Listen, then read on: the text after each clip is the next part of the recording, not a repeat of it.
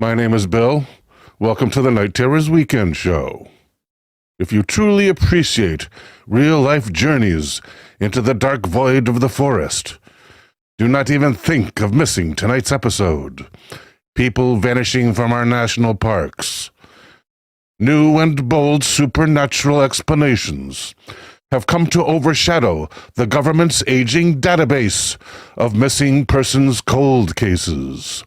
This is an examination of those who vanish in the woods, and we're starting right now. Here at StrangeOutdoors.com is a story entitled The Strange Disappearance of Alfred Beilhartz in Rocky Mountain National Park. And the author begins. On July 3rd, 1938, the Beilhartz family took advantage of Independence Day weekend to go camping in Colorado's Rocky Mountain National Park. Their 4-year-old son, Alfred Edwin Beilhartz, was to vanish that day, and to this day no sign has turned up of him.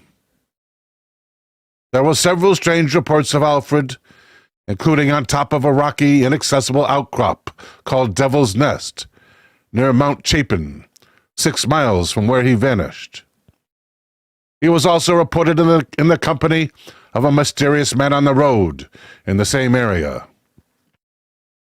The family, together with their father William Harvey,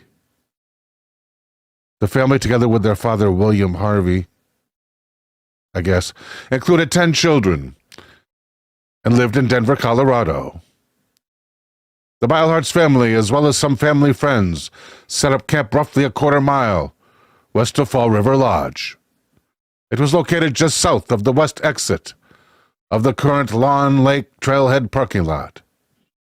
The camping party was located near where Roaring and Fall Rivers met, just below Horseshoe Falls. The family woke bright and early that morning. William Beilhartz, Alfred's father, decided to walk to the nearby stream to wash up, and Alfred came along. Orrin Bronson and Walter Henson, friends of the Beilhartz family, had also set out to freshen up roughly 500 feet upstream from Alfred and William. Downstream might have been a better choice. William and Alfred finished their wash before Orrin and Walter and William headed back to camp. Alfred walked upstream to follow Orrin and Walter once they finished. Once Orrin and Walter returned to camp, the group noticed Alfred was not with them. He had gone missing between the time William headed back to camp and when Orrin and Walter returned. Rocky Mountain National Park is located northwest of Denver International Airport in north central Colorado. The park is situated between the town of Estes Park to the east and Grand Lake to the west. The hike to Lawn Lake in Rocky Mountain National Park begins from the Long Lake Trailhead in the Horseshoe Park area. At just over a mile from the trailhead, hikers will reach the steep banks of the Roaring River. I guess those are the steep banks right there. Wow. Put image in new tab. Check this out.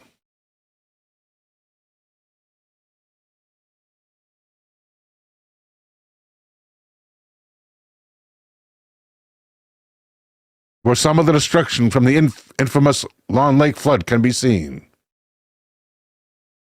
In 1903, a 26-foot-high earthen dam was built to enhance the natural lake from 16.4 acres to 48 acres in order to help with crop irrigation. In 1982, the dam failed and released more than 300 million gallons of water down the Roaring River Valley. Some witnesses said the failure created a wall of water 25 to 30 feet high. After killing 3 campers, the water rushed down Elkhorn Avenue in Estes Park before stopping at Lake Estes.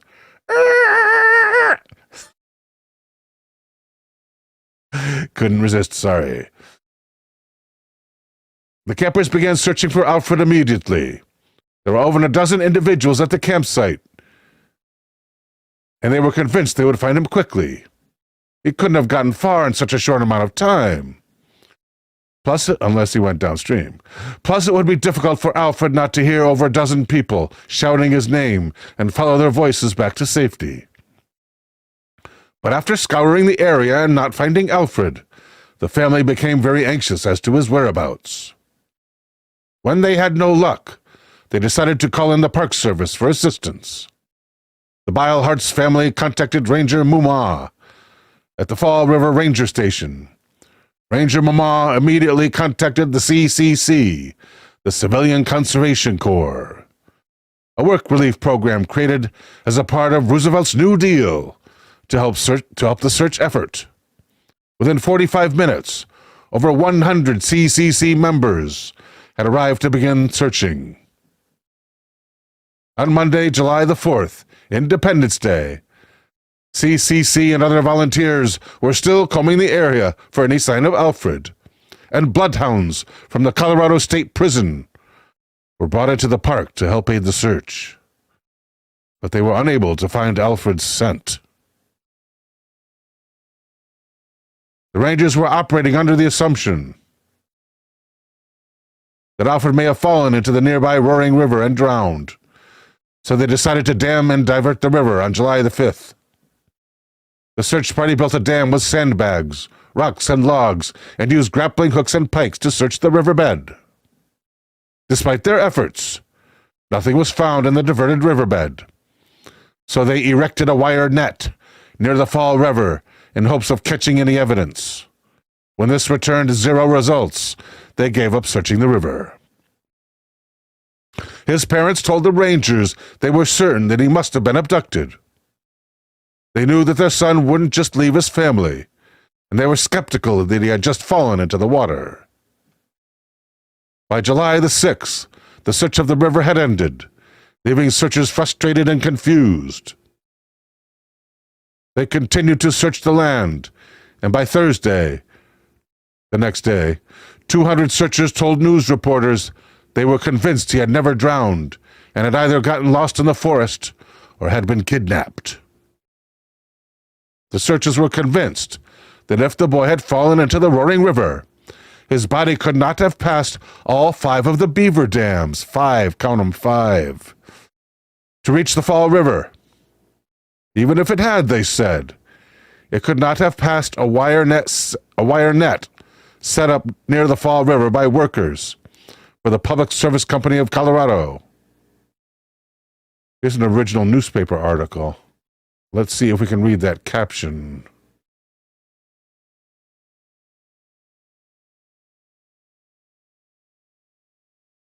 Bloodhounds from Colorado State Prison were called into the hunt for 4-year-old Alfred Beilhartz, lost for nearly 72 hours in the rugged Rocky Mountains. The hound is crossing a beaver dam on Roaring River. So not only the hound, but the guy commanding the hound can also walk right across those beaver dams. 5 of them there were, on the banks of which the child was last seen.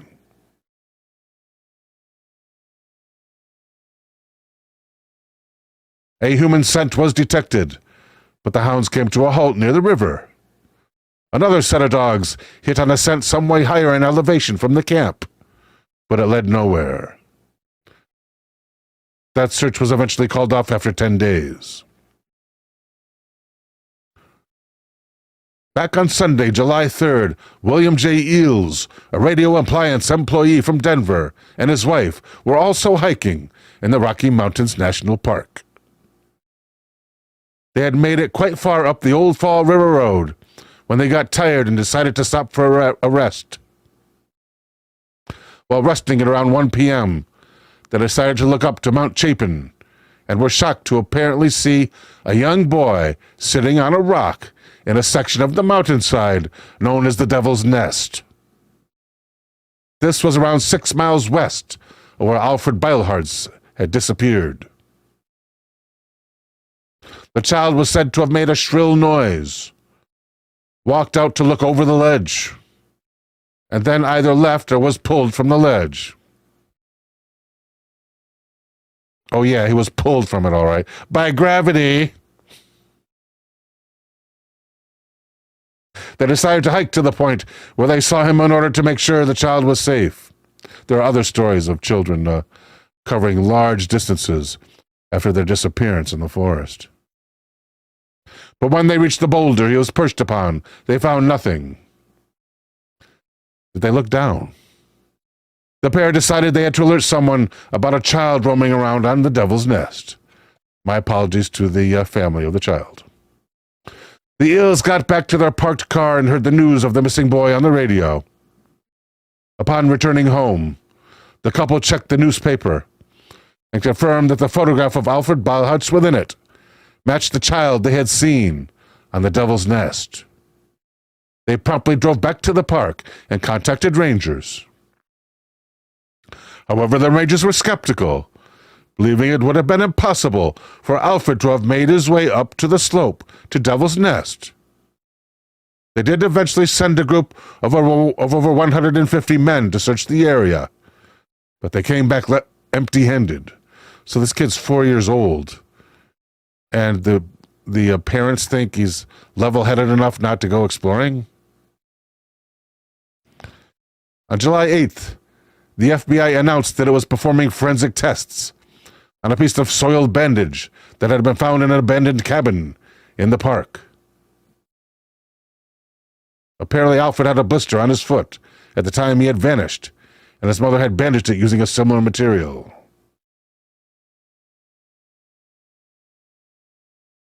Okay, let's, of course, he was never found. Let's check out some art. Today we're going to be going over an incredibly haunting case, and that is the case of Alfred Beilhartz. Him and his family all went to Rocky Mountain National Park. They decided to go on a hike up to a famous fishing spot.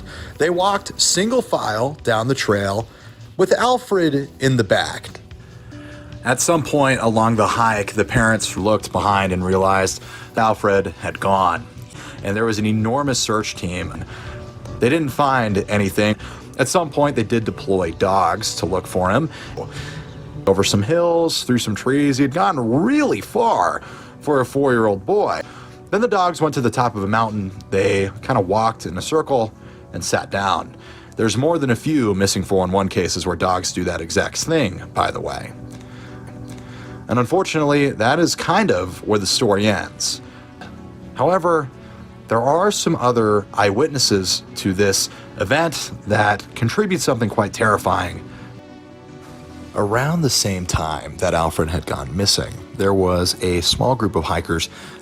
They looked at the mountain across from them and they saw a child that matched Alfred's description walk out to a ledge.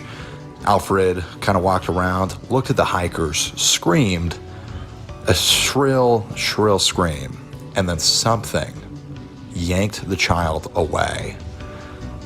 I don't think the mountain lion theory holds any water. I don't think the bear theory holds any water either. You would see blood, you would see remains, there would be things missing. Now, what about people? Not, in my opinion, especially when we take into account what happened with the search dogs. Well, assuming it was some kind of a Sasquatch, you can imagine that's not what would have happened at all. I don't think that's how Bigfoot works. What about aliens? Well, that doesn't make any sense either, because the aliens, they probably would not have been on the side of a mountain either. So even when you try to introduce supernatural explanations to these missing 411 cases, they still don't make any rational or logical sense. So what should our takeaway be from this? Well, one, if you have small children, please take them out into the wilderness, but please be on your guard. I think another thing, you should always be armed, in my opinion, if you're going anywhere even remotely like the wilderness, a serious weapon like a gun. Another takeaway is that there's probably things going on beyond our understanding and comprehension. There's probably beings and organisms of some kind that exist in the less touched areas of this country that we might not have discovered them. They might have completely evaded detection for years and years and years. Maybe they're known to government entities, but why would they ever disclose anything cool to us?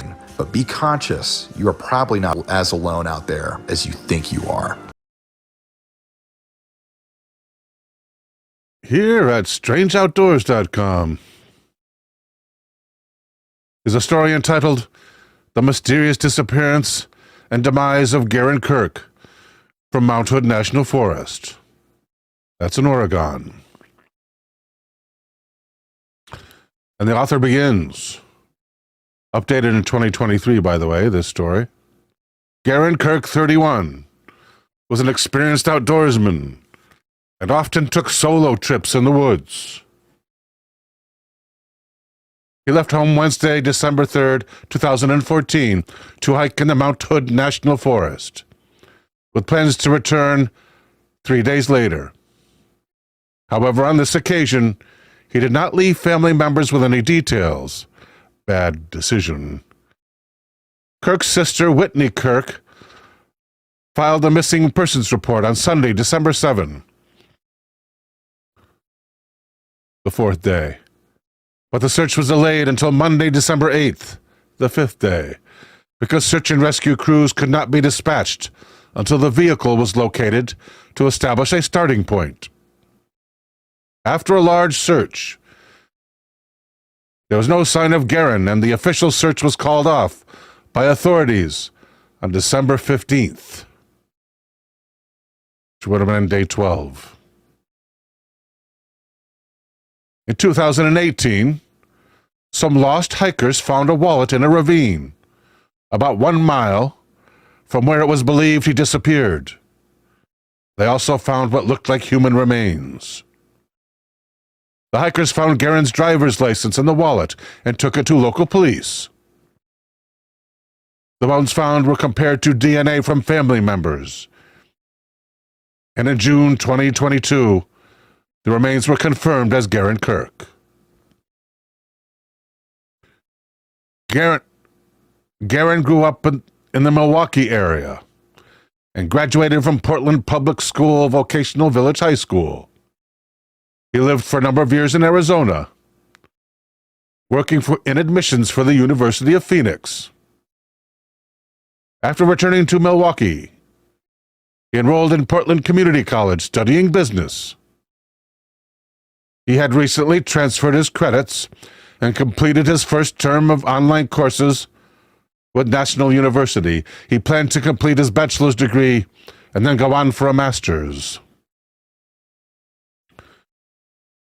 Kirk was married for several years, but he and his wife, Kristen, were divorced and shared joint custody of their daughter, 5-year-old Gabriella. Gerren's gold Pontiac Grand Am was found in the parking lot at Frog Lake Campground off US 26 by a family member on December the 8th, focusing the search in the heavily wooded areas nearby. That's day 5. Police also were able to ping his cell phone and locate it east of Frog Lake, heading in a southwest direction. That route would have brought him to Clackamas County and Wasco County. From Clackamas County into Wasco County. So jurisdiction for the search switched over to the Wasco County Sheriff's Office.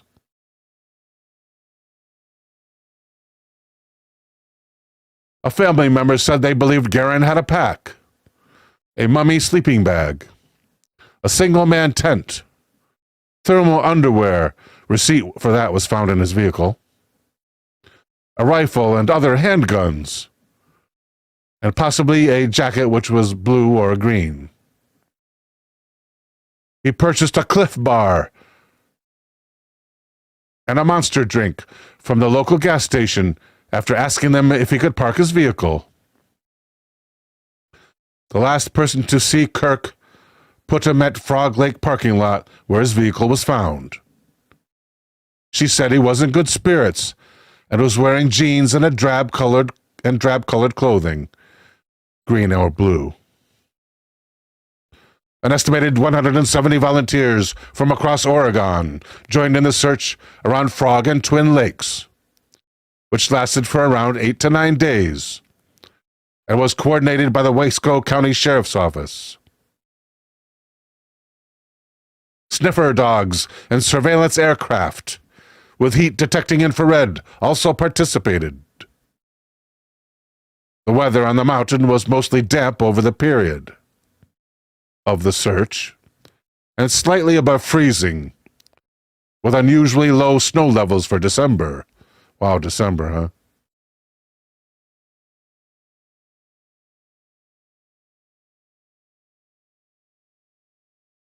Searchers included Pacific Northwest Search and Rescue.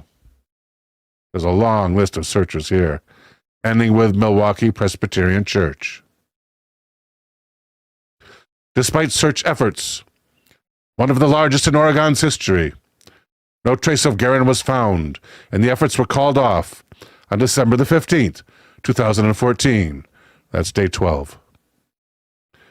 It was strange that his cell phone was pinging to the southwest of Frog Lake, in the direction of Clear Lake, but search efforts seemed to have focused on the area to the northeast, in the area of Twin Lakes, unless the media misreported the location. That could do with some research there. Hikers found remains and a wallet containing Gerren's driving license in 2018. As we heard earlier, the DNA of the bones confirmed his identity, and the location was only a mile or so from the Frog Lake area. We got a couple of minutes. Let's go back to more about the Cade County disappearance. And if I can find that immediately, it'll be nice. There it is. And here it is. Where we picked off from, where we left off from little Dennis Martin. Close the ad.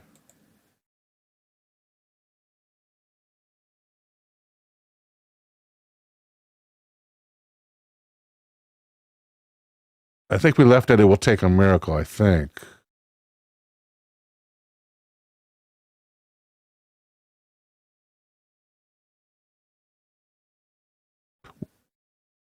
Searcher ranks ballooned in the days that followed. More volunteers drove up and more vehicles with water, food, and supplies. The details of the case: a missing child, a sudden disappearance, a race against the elements in the nation's most visited national park. Made for instant headlines. President Richard Nixon notified park officials he'd be keeping up with the search. Airmen from McGee-Tyson National Guard Base arrived, along with rescue squad members from across Tennessee, North Carolina, Kentucky, and Georgia. Green Berets on a training exercise in the nearby Nantahala National Forest showed up to help. By Monday, June 16, the crowd topped 300 people. By the next day, more than 360. Rain continued throughout the week, and rangers hauled in gravel to shore up roads rendered impassable by flash floods. By the seventh day, search ranks peaked at 1,400 people. 1,400. One volunteer accidentally shot himself in the leg. Another broke an arm when he fell off a bridge. Jordan, the deputy superintendent, said, "Today we would not have anywhere near that number of searchers. Over 100 people is considered a good-sized search in this day and age. We can manage those folks. But in those days, we just didn't know how to go about looking for somebody who was lost. It's the wilderness version of a needle in a haystack." Helicopters flew in but spent much of the time grounded by rain and fog. Once airborne, spotters found the leafy tree canopy impenetrable. Wonder if they could use that new LiDAR in their searches, which goes through the canopy. Search dogs sniffed the woods in vain. Former state representative H.E. Biddle Jr. said, "We never did get enough to run a track." He offered his bloodhounds for the search. "We just didn't have anything to go on, and there had already been so many people in and out of the area." The searchers were not squeamish. Men and women hacked their way into the park's deepest thickets, some so dense searchers had to belly crawl to get through. A crew of Green Berets ran out of rations and barbecued a rattlesnake. To find the boy or even a trace of him, an airman told one reporter, "It'll take a miracle, but I believe in miracles, and so do the rest of us out here. We're not about to give up. We just got to pull off this miracle." One of the only clues discovered came on Tuesday, the fourth day of the search. A pair of hikers stumbled across a faint set of small tracks along a water break in the area of Eagle Creek, about a mile below Spence Field. They followed the prints about 300 yards before losing the trail at the edge of a stream. One appeared to be a bare footprint, the other a shoe print, maybe from an Oxford, each child-sized. Rangers made a cast of the prints. The Martins said the prints looked too big for Dennis. Well, maybe you have a little bit of erosion by rain. Maybe there's something about casting prints that make the prints look bigger, making the people who search Bigfoot much happier.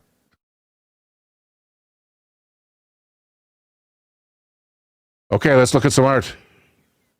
So with that being said, today we are going to be discussing the unsolved disappearance of Carl Landers. He was 69 years old, but his friends described him as being in extremely good shape. In May of 1998, Carl decided to climb Mount Shasta. Carl and his two friends, Barry and Milt, started at Bunny Flat Trailhead at about 6,860 feet elevation and was only about 6 miles away from the summit of the mountain.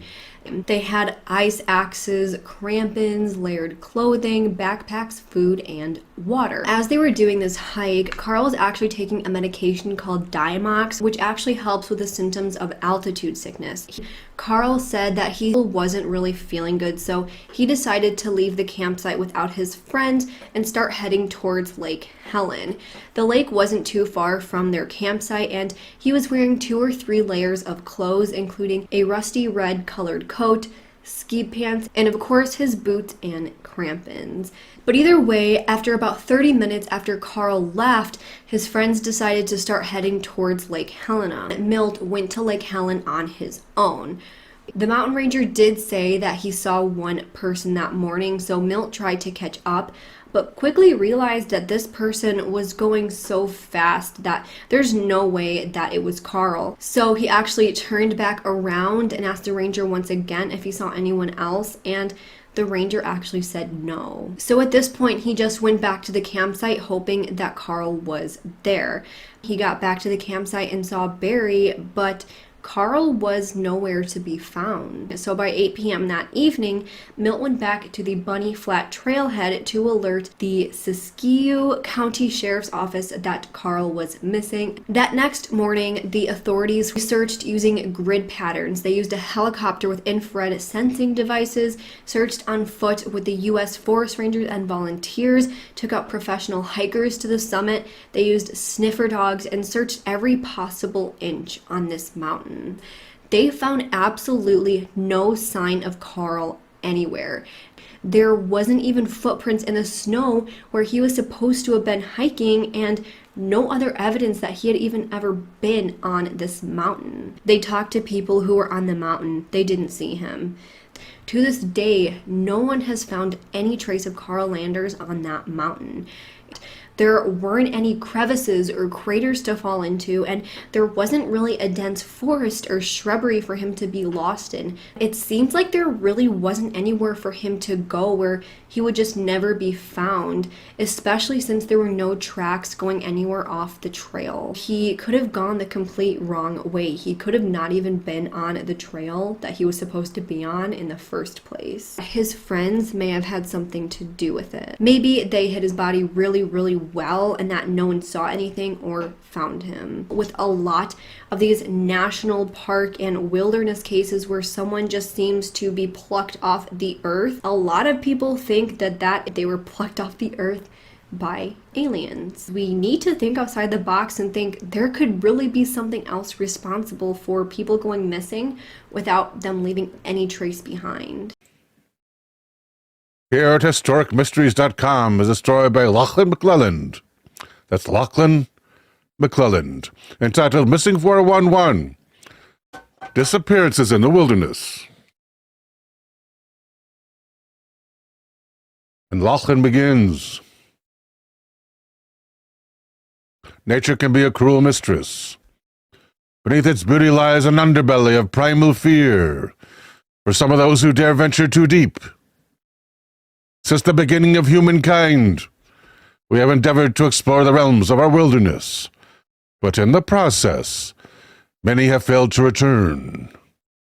In recent history, a bizarre phenomenon has been growing. This is the perplexing mystery of the many hundreds of thousands of missing 411 cases. That's a slight exaggeration there. Hundreds of thousands. Thousands is an exaggeration. Hundreds or less, I'm thinking. All over for all time? Missing 411 cases for all time? Might be in 1,000 or 2,000, right? Might be. Not hundreds of thousands. What are 411 cases? They are a colloquial classification that documents missing person cases that fit a number of criteria. The disappearance occurred in a national park or a rural area or a large reserve of public land. Exceptionally odd circumstances surround the disappearance. And mental illness or voluntary disappearance does not appear to be the cause. The term 411 actually has its origins in an inconspicuous computer term that refers to data that cannot be found or a corrupted link. It is certainly an apt metaphor for the state of these individuals who have vanished. I'm not sure if that's accurate either. That's the first time I've ever heard that. Missing people in the USA or across the world are an unfortunate but regular occurrence. In fact, with as many as 90,000 people declared legally missing in America at any given time, it is hard to ignore the issue. However, stories of missing 411 victims do not take place only in rural areas. David Paulides, an investigator who spent 20 years of his life as a police officer, has uncovered a number of puzzling trends. The vast majority of these strange disappearances occurred on clearly marked and popular hiking trails. Additionally, victims are often proficient outdoorsmen and women. Thank you, Takahama Olsen, too, for the super chat. TO2 says, perhaps they walked through an interdimensional portal. Thank you, TO2. Hikers and hunters who know their backwoods well.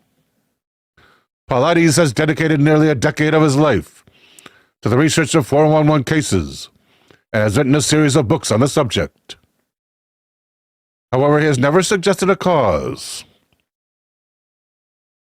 That also goes contrary to my research. In the beginning, when he was starting out, he was suggesting Bigfoot. The author continues. Although there are both national and even international examples of far older cases, Paulides' efforts to synthesize records apply to recent history. His work focuses on an analysis of case files acquired through FOIA, the Freedom of Information Act. Subsequently, with his methodical compilation of data, he identifies trends. One of the most startling of these is the mystery of disappearance hotspots. Whether it's the nature of the terrain or something else, there seem to be concentrations of disappearances in certain areas. There are a number of these cluster spots across the globe. However, one of the most prevalent and recurring seems to be the Yosemite National Park in California.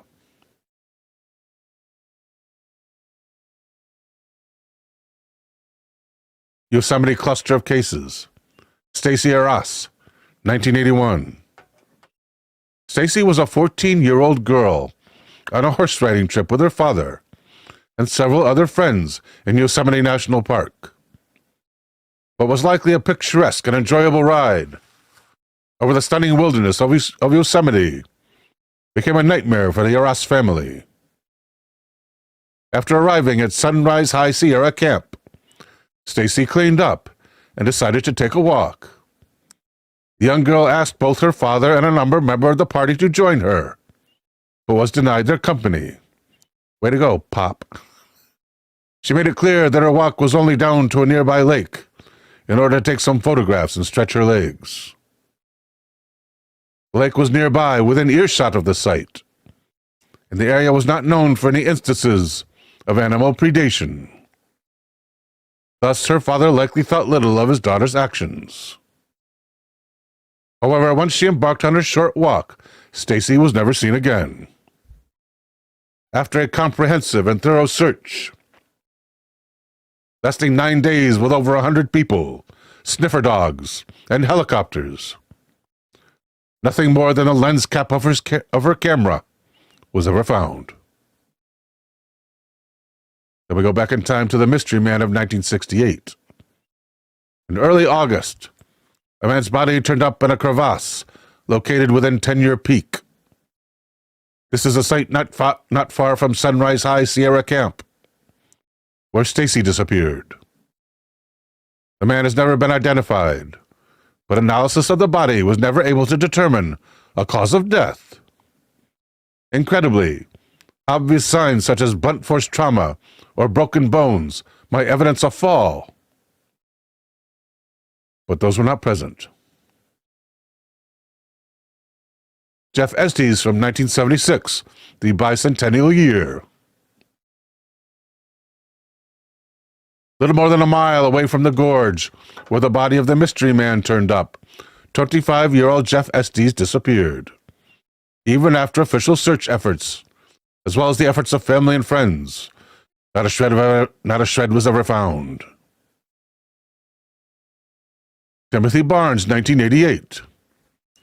In mid-July, slightly northeast from the site where the mystery man's body was discovered 20 years earlier, Timothy Barnes vanished. Similar to the case of Jeff Estes, even after meticulous search efforts, not a shred of evidence surfaced. These 4 instances exemplify the strange anomaly within missing 411 cases of particular hotspots. Here we see within these few square miles a startling concentration of lost people. This suggests a geographic correlation.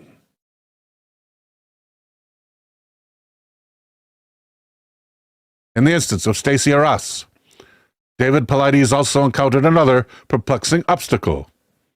Upon filing a FOIA request to access the original Arras case, he was denied access to the file and contacted directly by a special agent from the national park.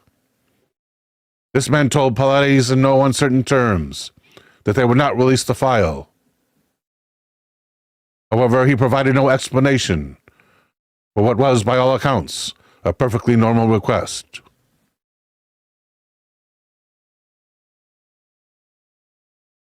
As a retired law enforcement officer, Paulides takes interest in the way government agencies document missing cases. Unfortunately, there is no centralized database for missing people, and many parks do not even document disappearances, specifically in their own parks. Instead, it goes into the National Missing Persons Registry, at least in the U.S.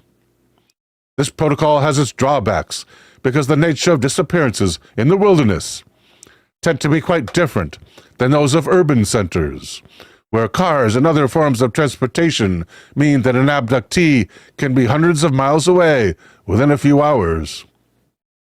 National parks, however, do not allow for this, especially when factoring in potential challenges to the victim, such as their age or their experience in the outdoors, or their lack of equipment, or their clothing or supplies for an extended duration in the elements. Also, the geography of these areas is mountainous or just difficult terrain. Let's check out some art. What makes a case a missing 411 case are a series of unique factors. Some of those unique factors include things like the time of disappearance. A lot of people disappear between the time 2 p.m. and 5 p.m., so just right before dusk. Dogs are often involved. People are following their dogs off into the woods. Children see dogs and follow them, and they're never seen again. Swamp patches, briars, things like this. So keep that in mind.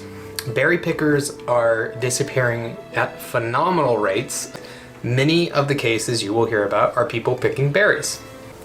Johnny Limbick, age 15 years old, disappeared in 1910 in Ohio. He was picking berries for his mother when, after a while, he didn't return home. She grew concerned. So after Johnny didn't return home, his mother contacted local authorities, and immediately, like old-fashioned towns, they all got together. A massive search ensued. They knew where he was picking berries. It wasn't far from the home, and there was a river fairly close by. The searchers spread out. They looked for him. They found a berry patch that he was likely at. They noticed his pail of berries was sitting on the ground half full. It was almost as if he set it down and he walked off. They immediately searched the area around it, and they found absolutely nothing.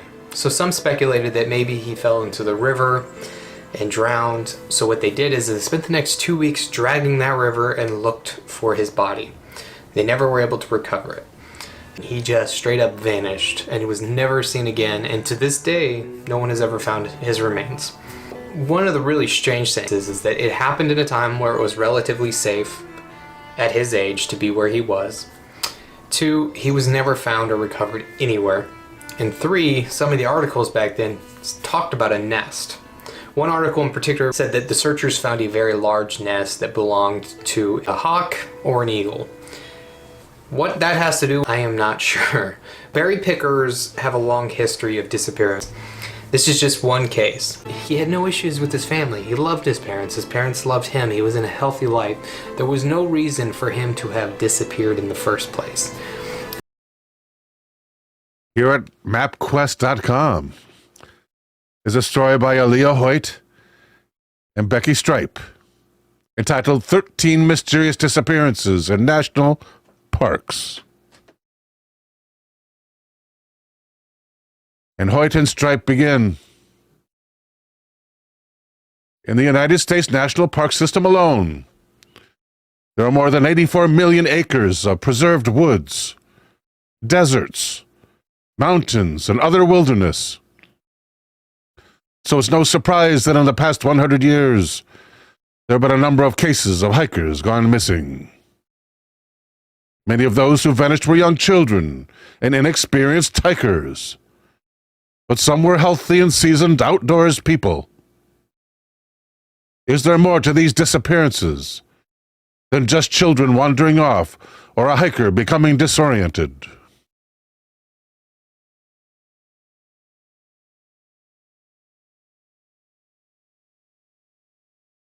What would cause someone to seemingly vanish into thin air? There are 2 approaches people take to explaining these mysterious disappearances: earthly and supernatural. Most hiking experts would say that these missing hikers made common mistakes, like taking on more than they could handle, or failing to time their turn back to beat the sunset. However, some disappearances have become a focus for urban legend, online message boards, and books. In fact, missing 411 author David Paulides thinks something more intriguing is afoot. His books examine more than 1,100 cases of people who mysteriously vanished in U.S. national parks. The National Park Service does not collect any data on how many visitors disappear within the vast expanse of these parks. Indeed, most people turn up on their own accord in a few days.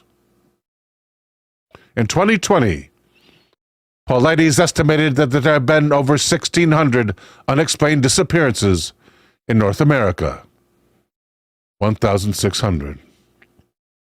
Let's be honest, although it might be fun to imagine monsters or something more spooky, no proof for any supernatural disappearance has yet been provided. But there have definitely been some mysterious disappearances, both in the U.S. and abroad, in federal government-run national parks, as well as in related spaces like national forests, recreation areas, state parks, and more. Here are some of the most fascinating cases to date, starting in the early 20th century. We've done Alfred Beilhartz. Catherine Van Alst, 1946. 8-year-old Catherine Van Alst disappeared from Devil's Den State Park near the Arkansas Ozark National Forest, where she and her family were camping. She apparently was playing with her brothers when she wandered off and got lost and couldn't find her way back. What makes her disappearance remarkable is that when she was found, after 6 days wandering the woods, she was strangely calm.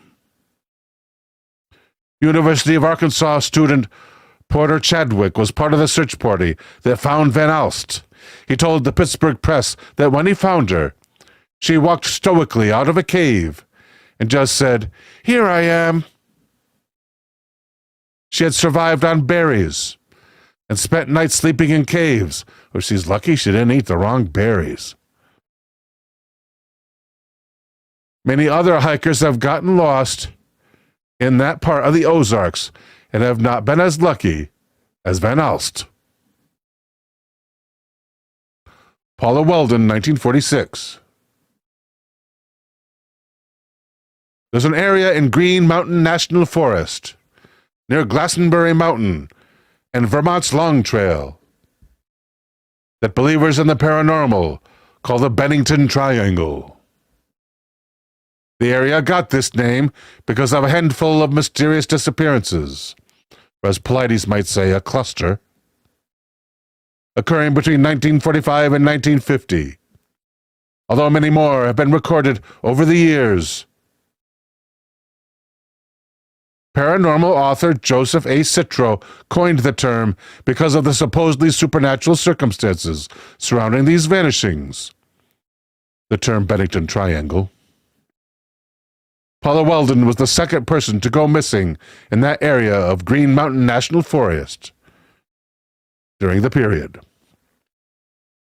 18-year-old Weldon was a college student who set out on the Long Trail in December. Ouch.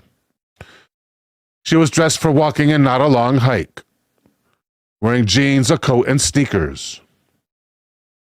Her attire implied that she planned to return before dark, when temperatures were supposed to dip below freezing. Weldon told her roommate she was taking a long walk, and she never returned. Several people spotted her as she hitchhiked her way to the trail and walked to the trailhead. When Weldon did not return by dark, her roommate informed the school, and the search began. Classes were suspended so students could join the search. At first, the process was disorganized until Weldon's father called in favors from police in 2 adjoining states. Unfortunately, the search did not pan out, and frustrated family and friends had their own theories about what happened to her. Did Weldon run off with a boyfriend? Was she abducted? Did she commit suicide, or did she die of exposure because of her inappropriate attire? No one has discovered her body, so her disappearance remains a mystery. I do not believe she committed self-harm. There's a rumor that this area of Long Trail is home to a creature called the Bennington Monster. Could this Sasquatch-like animal have something to do with her disappearance? One positive outcome of the case was that the lack of organization in the search for Paula Weldon led to the creation of the Vermont State Police, which is responsible for all wilderness search and rescue missions in the state. Bessie and Glen Hyde, 1928. Bessie and Glen Hyde were honeymooning in northern Arizona at the Grand Canyon when they vanished. They were traveling down the Colorado River by scow in October 28 and planned to boat through the Grand Canyon. Wish you could still do that. Bessie would have been the first woman ever to do so successfully. Glen had run tough rivers before, but Bessie was a boating newbie. Not a good combination. The couple ran across other boaters a few weeks before their disappearance, who said they got the feeling that Bessie wanted to turn back, but Glen was pushing her on. If they completed the trip successfully, listen to your spouses, people. 2 heads are better than 1. They could go on a paid lecture tour. So this trip was more than fun. There was money at stake. Cut to several months later. The Hyde's boat was discovered that winter, seemingly undisturbed. It was upright and full of supplies, but the couple was gone. There are many theories about what happened to the Hydes. Did they disembark and try a too difficult side hike? I think they might have maybe got out and then got into an argument that led to something bad. Did they have an argument? Okay, here we go. Or were they abducted?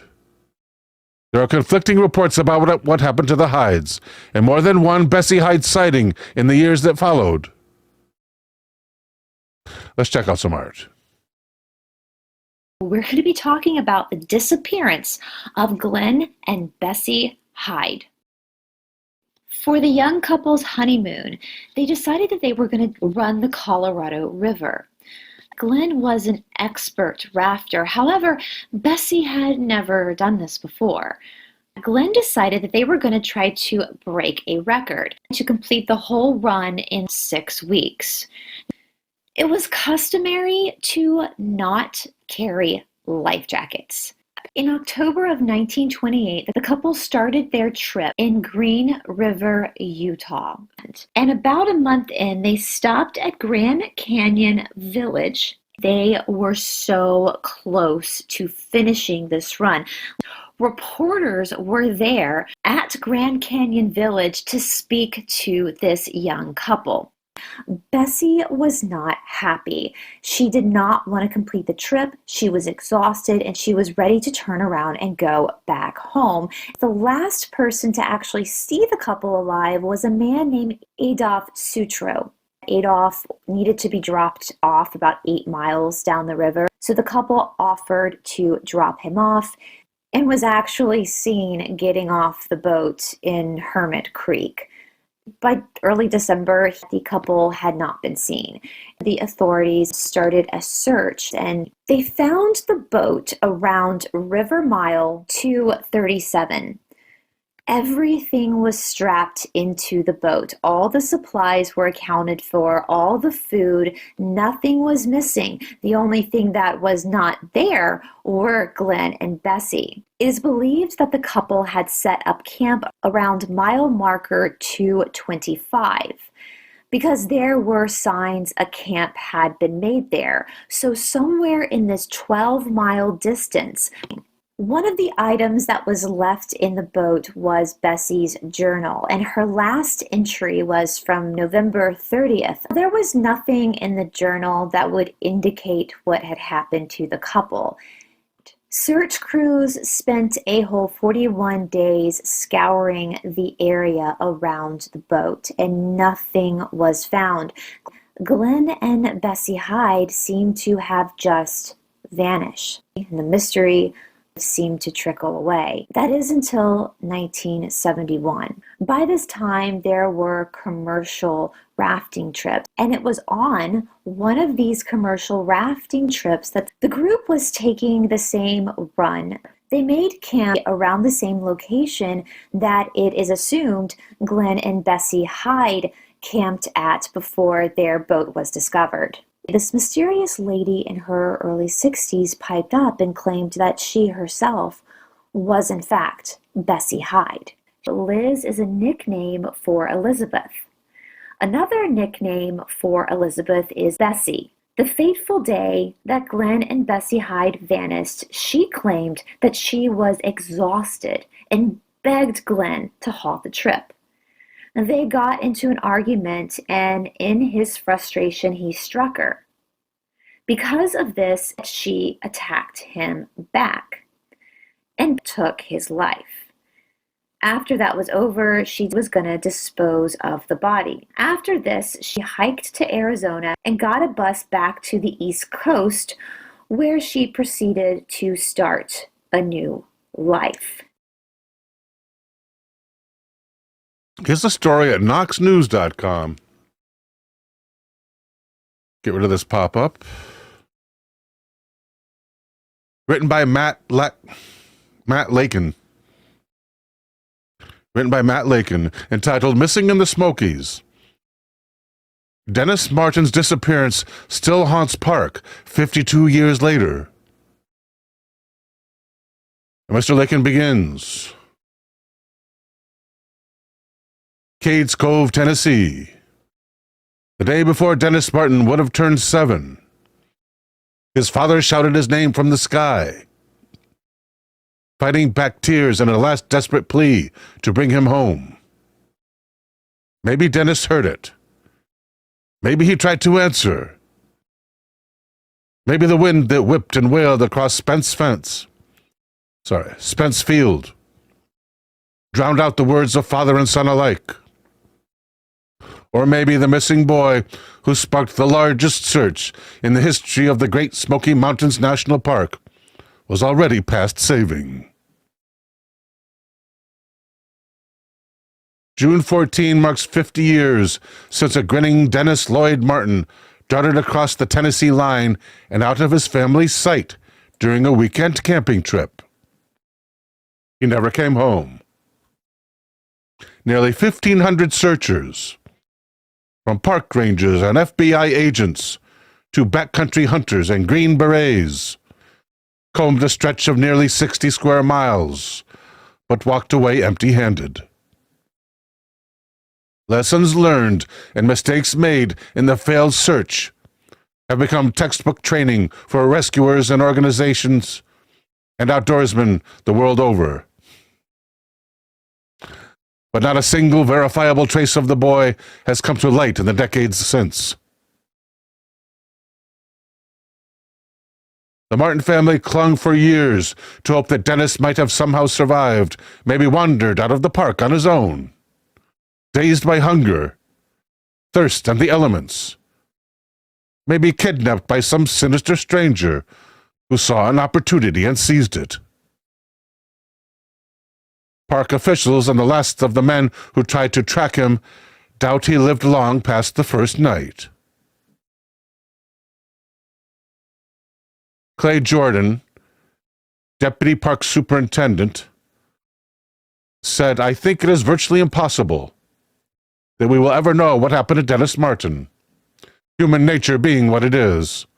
We want to have an answer to something. We want an explanation. But it's become one of the enduring mysteries of the Smokies."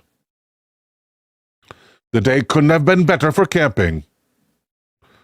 Bill Martin didn't see a single cloud in the sky as he sat down on a knoll in Spence Field that Saturday afternoon in June of 1969.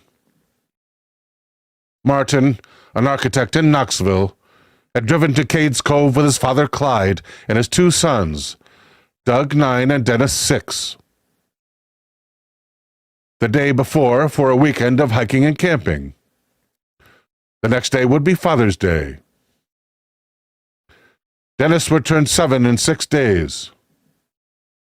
And this weekend marked another turn in a family tradition that dated back more than half a century.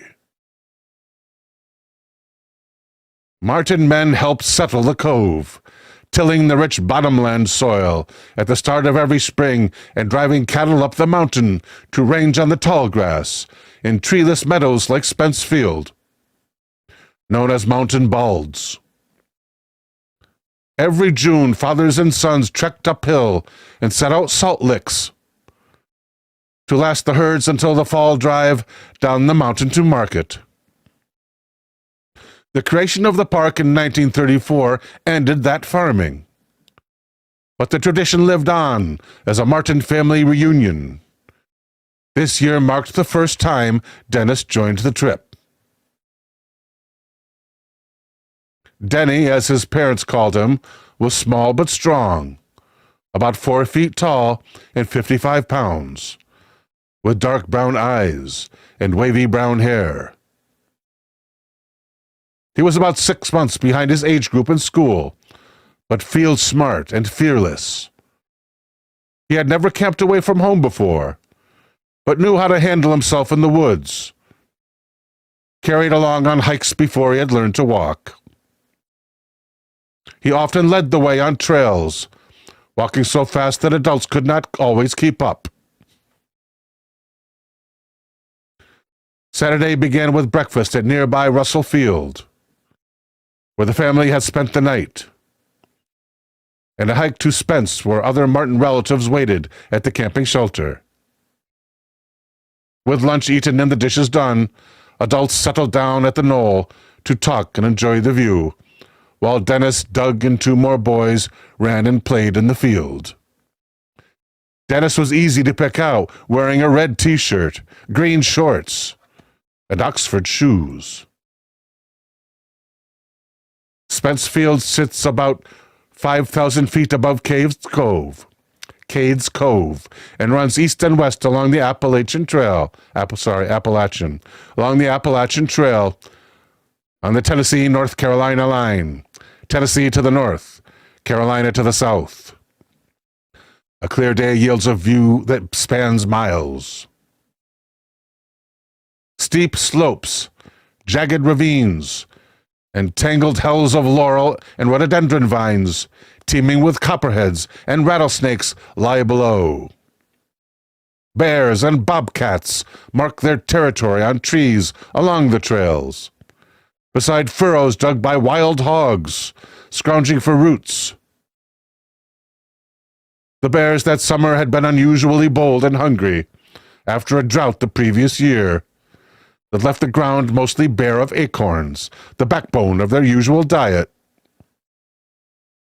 Just before 4:30 p.m., the boys put their heads together and whispered as the adults watched. Then they scattered. Doug and the others to the south, Dennis alone to the north and west toward the Tennessee side. The grown-ups laughed and waited. Bill, Martin, and the others jumped in pretend surprise when the boys burst out of the brush behind them, with shrieks and laughter. After a few minutes, maybe 2 or 3 by the father's count, no more than 5, he insisted, came the question, "Where is Dennis?"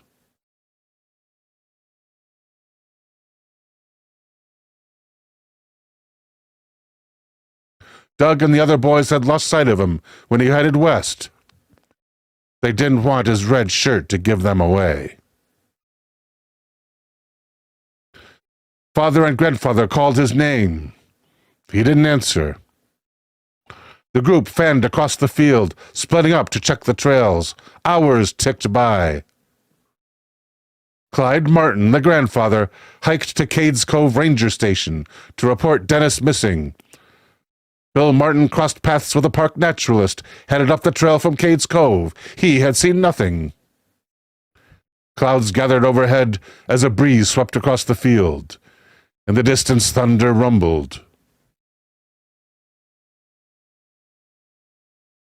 The storm broke with a sudden fury, dumping nearly 3 inches of rain over the next few hours that sent the family scurrying to shelter and turned the trails to rivers of mud. High winds drowned out the calls for Dennis, along with any chance at hearing an answer.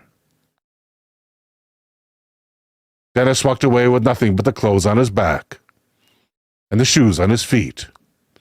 No hat, no rain gear, nothing to protect him. Temperatures that night dropped into the low 50s, chilling campers to the bone.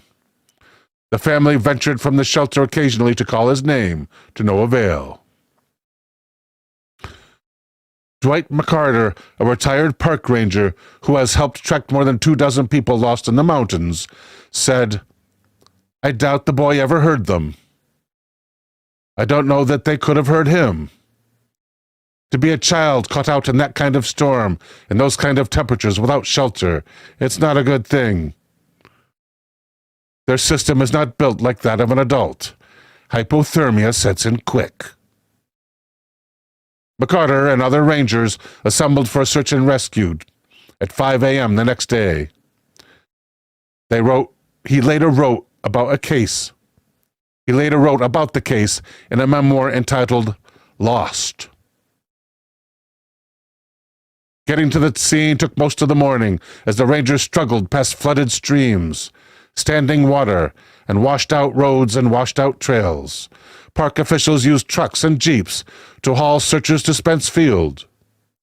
By afternoon, more than 240 people had converged on the scene, from rangers to local rescue squad volunteers to Boy Scout troops.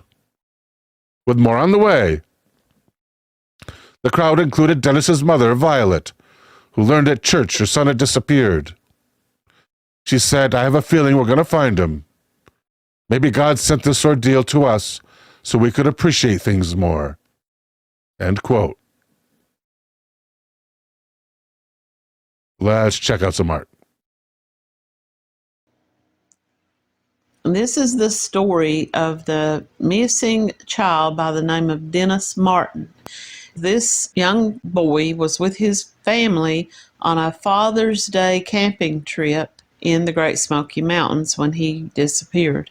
On June 14th at around 6:30, while planning a surprise on the adults.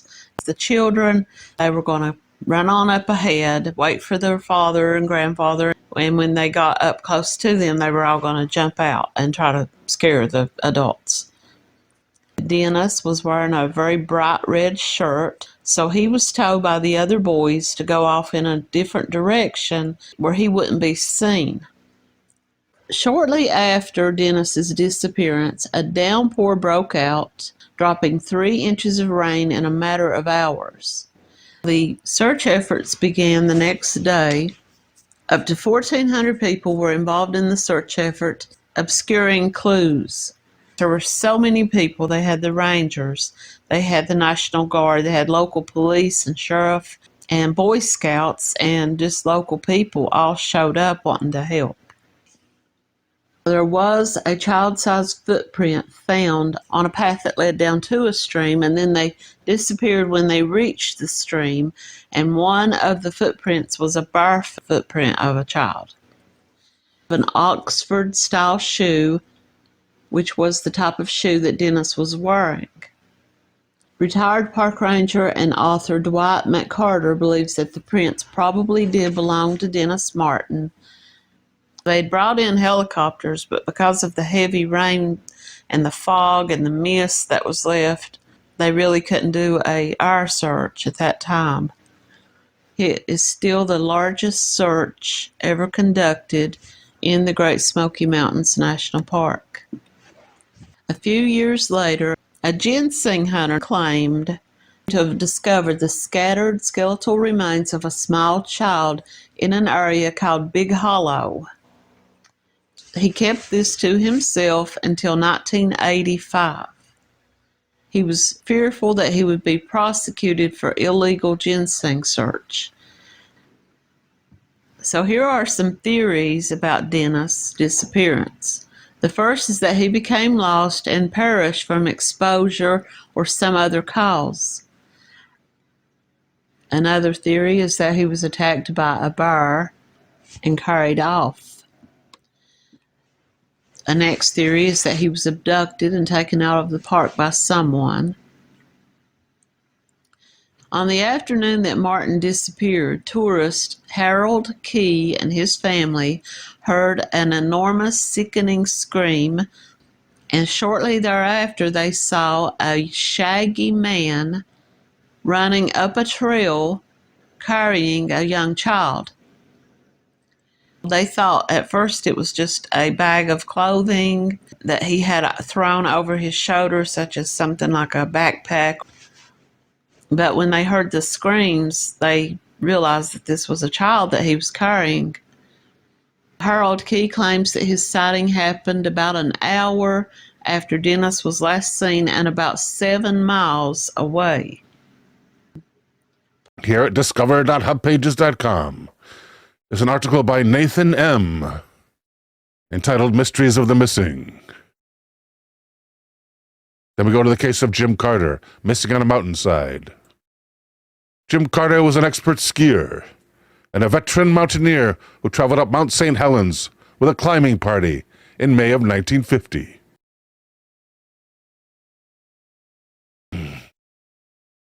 At one point he stated he would ski down a ways and photograph the skiers as they came down. However, when the skiers got to where Carter should have been, he was nowhere to be seen. Search parties were sent to find him, but what they found was perplexing. They found a film box at his last known location, but Joe wasn't there. Joe Carter wasn't there. I thought he was Jim Carter. He's either Jim or Joe. Call him Jim Joe. My apologies. Then they found the spot where he had apparently been startled by something as he took off headlong down the mountain. According to a searcher, quote, taking chances that no skier of his caliber would take unless something was terribly wrong or he was being pursued. Finally, Jim Joe Carter reached a cliff and went over the side. No disrespect meant to Jim Joe. However, once searchers reached the bottom of the cliff, they found nothing. Not even red snow. The searchers also complained of being watched. Nobody ever saw or found a trace of Joe Carter again. What exactly was chasing this man to make him go on a death-defying trip down a treacherous mountainside? Into the void. On March 5th or 6th of 1957, William and Margaret Patterson, who owned a photo supply store in El Paso, Texas, left their home and everything in it, and they never returned. Where they went has intrigued researchers for decades. The only thing that is known for sure is that they were never seen or heard from again. They left behind their automobile, their possessions, and the family feline. There didn't seem to be any indication that the Pattersons were planning to go on any trips. They simply went out for a walk, or were picked up, and they never came back. Early on, while the police were looking into the disappearance, an associate of the Pattersons suggested that they had went on an extended trip to Florida. What was his motive in telling them that? That odd bit of information was expanded upon a few months later, when the same associate stated they would not be returning. The El Paso police, along with the FBI, had no luck finding them in Florida or anywhere else. A strange letter arrived purportedly from William Patterson, leaving all his properties to 3 business associates, although Patterson had living family members. Love to see the police files on that one. Meanwhile, the rumors swirled that the couple were Russian spies who were told to drop everything and head back to Moscow. Of course, this was during the Red Scare in the 50s. Or that they were kidnapped. More believable is the theory that William and Margaret Patterson were ended. In the 1980s, a man came forward and stated he had been hired to clean the home and found red fluids and part of a human scalp in the garage. He hadn't reported it at the time because he was an illegal immigrant. There are no illegal immigrants. And frightened that he would be deported. However, without a body, there was no way to be sure. The case has never been solved. Dorothy Arnold. New York heiress. Classic cases. The fact that people disappear is hardly a new development. Men, women, and children have been vanishing for a long, long time. Here are a few classic cases. None have ever been solved. Starting with Dorothy Arnold, New York heiress, because on December 12th, 1910, she left a bookstore and turned up Fifth Avenue, heading towards Central Park. Must have looked really nice back then. She was never seen or heard from again. A massive search uncovered little, and rumors swirled about being kidnapped and vanishing to make a new life. The man she was quietly seeing without her parents' knowledge was questioned, but was as mystified as everyone else. Miss Arnold was 25 years old when she vanished off the face of the earth. You can see these people now on the walls of Walmart. Joseph Force Crater was a well-known New York judge who became arguably the most famous missing person of all. Because on August the 6th, 1930, Judge Crater left a restaurant. You ever heard of Judge Crater? Judge Crater left a restaurant, stepped into a cab, and was never seen again. The cabbie who gave him a lift was never located. Judge Crater had pulled out over $5,000 from an account just before the disappearance, which brought up the possibility of his being blackmailed. Either way, the police were unable to find the most missing man in New York. For decades afterward, to pull a crater was a phrase which meant to vanish without a trace. Maybe he took the $5,000 to get free. A final word. People continue to go missing all over the U.S. Some will be found, but a small amount will vanish forever. What happened to Bart Schleyer? There we go. Bart Schleyer was an outdoorsman and an expert in animal behavior, specifically bears. He was a well-known hunter and wildlife enthusiast. Schleyer was the person you called when your particular area was having problems with predators. He was not someone you would worry about when he was out in the forest. On September 4, 2004, Schleyer traveled by float plane. Elder Grown, thanks for the super chat. Elder Grown says, roses are red. Ice cubes are chill. It's time for some fun. From Night Terrors with Bill. Thank you, Elder. Much appreciated, sir. Zacchaeus Hundley with the super chat, saying it's 100% lit. And also, there's devil horns in there, too. Thank you, Zach. Welcome to Joseph Winnie. Schleyer traveled by float plane to an isolated place in the Yukon, in the Reed Lakes area. These lakes are difficult to get to, and the aircraft is the easiest way to go. Schleyer was there to do some bow hunting. When the float plane returned to pick him up a few days later, the pilot couldn't find him. When friends and later the Royal Canadian Mounted Police came to search for him, they retraced his steps from his base camp across the lake, where they found his inflatable raft. The searchers traveled up a path about 60 feet and found his bag of supplies, which he had obviously been sitting on.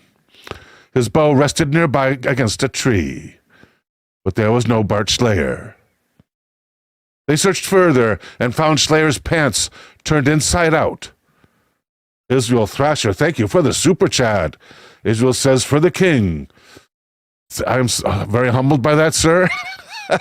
Don't know if I can live up to that, but much appreciated and much needed, Mr. Thrasher. Thank you, sir.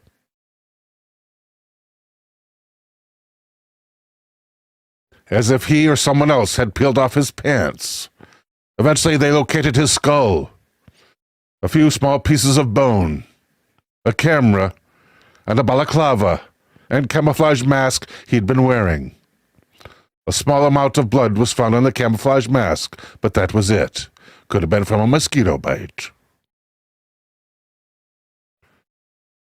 Schleyer had likely been sitting on his bag. What is that going crazy for? I don't need to do that. Why is that doing that? Stop. Thank you. Schleyer had been sitting on his bag, likely, making moose calls when he was overwhelmed. It was believed that he was overpowered by something big, fast, powerful, and silent.